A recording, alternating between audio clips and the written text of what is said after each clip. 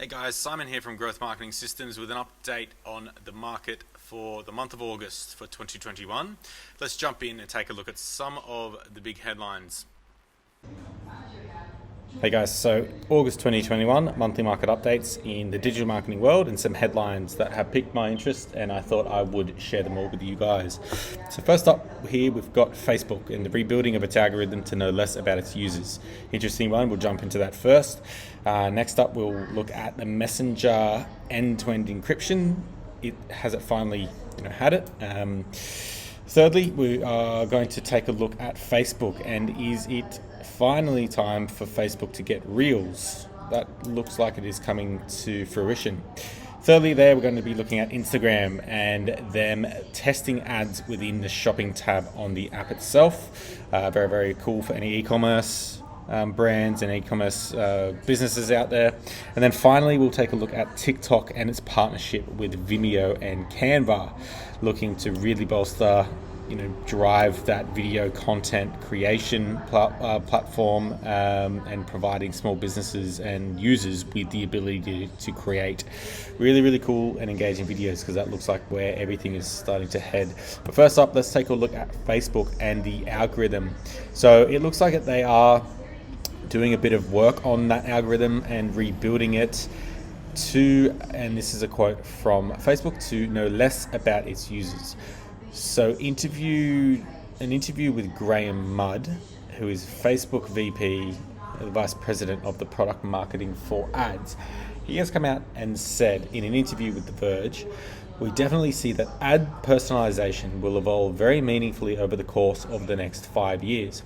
So basically, if you have had your head in the sand or been living under a rock, earlier this year, Apple have released a latest iOS 14.5 update on their phones. What that meant in, layman's terms, was it prompted all users, if they wanted to opt out of being tracked and, opt out of voluntarily, being tracked by apps and data companies such as Facebook and Google. Obviously, Facebook, this hurts their bottom line massively. Without that sort of transfer, or that trackability, and being able to sort of trace and track and collect that data, that does impact how Facebook and its users and advertisers in particular, how successful that their campaigns will be. So obviously with less successful campaigns, people are investing less money into the platform and investing less of their advertising budgets onto Facebook. So that is having a huge impact on Facebook's bottom line. I did read somewhere, and I can't source this, and I'm not too sure, I can't remember who it was exactly, but I read something along the lines of that every 20% of people who are opting out of the iOS 14, that is impacting Facebook's revenue by about 7%. So in terms of, a multi-billion-dollar company doing, 30-40 billion a quarter in revenue, that is not an amount to sniff at. So they are looking at ways in which, they can still be competitive and compete and provide really, really good services for advertisers and small businesses and marketers like you and me on the platform. So they're sort of coming up with rebuilding the algorithm and trying to, make it the data encrypted and anonymized, so they can still get the benefit of being able to track people, but that data is now protected. It's anonymous and it's encrypted. Not even Facebook is going to be able to know who that is. So they are doing this by something that they're calling on-device learning. So it's a way, as I said, to collect anonymous and aggregated data on the users, on the activities and the events and the sort of sessions that they're having on platform, and being able to sort of send that back into back to the servers and the platform for advertisers to use. Except the only difference is it is going to be completely anonymous, completely encrypted, and it's all aggregated data. So it is going to be impossible, apparently, this is what I'm hearing and reading, for any third-party advertisers to get their hands on that precious data and sort of make sure that user privacy is at the utmost. So they're really sort of following, as much as they probably don't want to, following Apple's following a trend. I guess it's not Apple that's leading this trend. It is a trend, and it's being driven from the consumers, right? Consumers want to have more privacy. They don't want their data being collected and used against them, as they would see. So this is a way for Facebook to sort of keep up with that trend and not lose out on the loss of data that they are sort of starting to face. Now, another interesting thing that I did read, and more of just a kind of a general update on the iOS 14 issue or debacle, or however you want to frame it. But Facebook will not officially release the information about how many users are opting out of, or when they're prompted from this prompt. But according to Bloomberg, it's sitting at around 75%. So that means only 25% of people have opted in for in-app tracking. So there's 75% of people who use Apple and iOS products who have their product or their device updated to iOS 14.5. 75% of those people have opted out of being able to be tracked. So that, for advertisers where we don't have that data, we can't retarget correctly, we can't attribute sales and leads and conversions when they do happen. So it's making it very difficult to optimize and know what is working and what isn't working. And that's one of the biggest things with digital marketing that's been, so I guess such an advantage over things like TV or radio, outdoor or magazine and print media, is that we can see pretty clearly dollar in versus dollar out, or dollar in versus how many leads we're getting. So you can see why that can impact a lot of small businesses, and that's sort of Facebook's leading that charge there. Next update here is on Messenger. So we have seen a lot of other messenger platforms, apps, and web apps come onto the market in terms of like WhatsApp, Signal, there's been Telegram. There's loads that have come onto the market, and a lot of those have sort of boasted that there is full end-to-end encryption. Their calls, their messages, all their data and media that they're sharing with their friends and family is completely safe. Again, following the trend of privacy online, people not liking being tracked, not liking having their data sort of available to these big tech companies.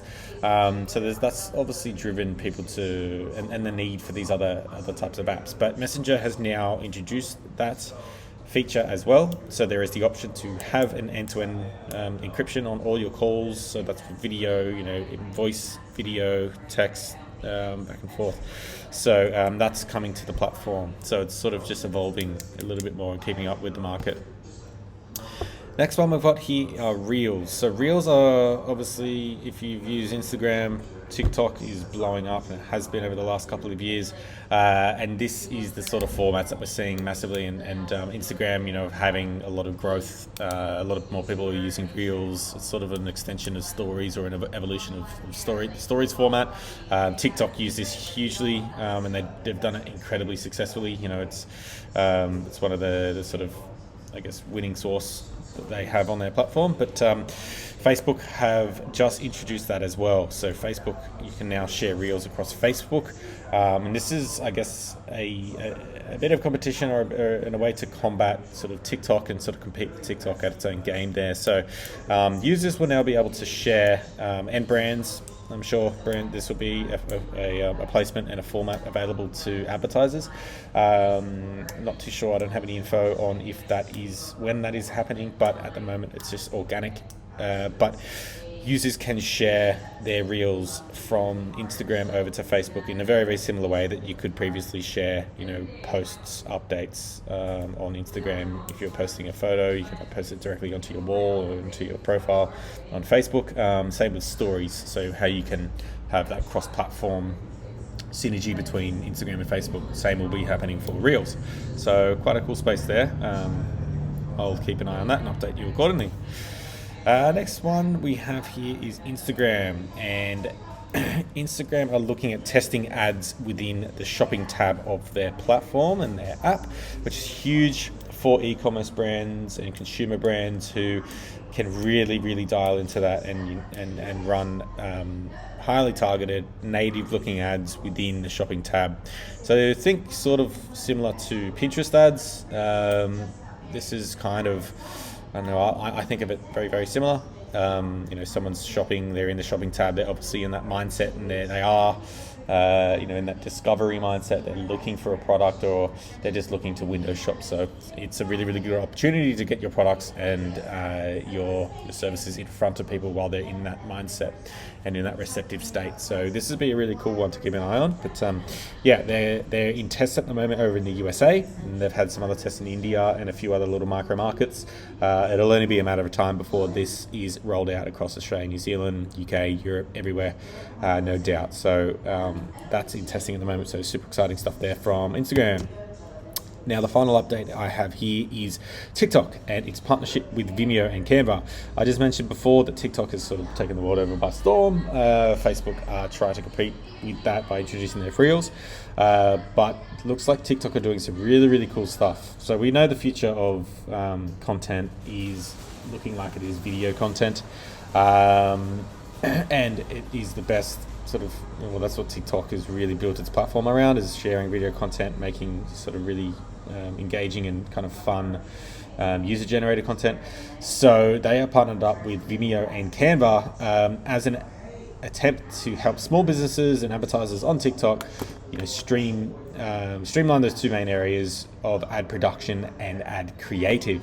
So really, really cool. They're going to be on-platform tools available. So advertisers who have an account on TikTok or users on TikTok will be able to create and use these integrations and Vimeo and Canva platforms directly from the ads manager there. So really, really cool space to be in if you guys are on TikTok and any of your clients or your businesses are there. Really, really cool tools and something to keep an eye on for sure. That's about it for the month of August from me, Simon at GMS. If you wanted to have a chat with us, if you want to speak to anyone on my team, myself, just take a look at your accounts, strategize. If you've got any questions around iOS 14 and you need help with your digital marketing, speak to us right now. Go to gms.co/consultation, book in a time, speak to me or my team, and we'll see what we can do to help you. Until next time, enjoy. Hope you are all doing well, and chat to you guys soon.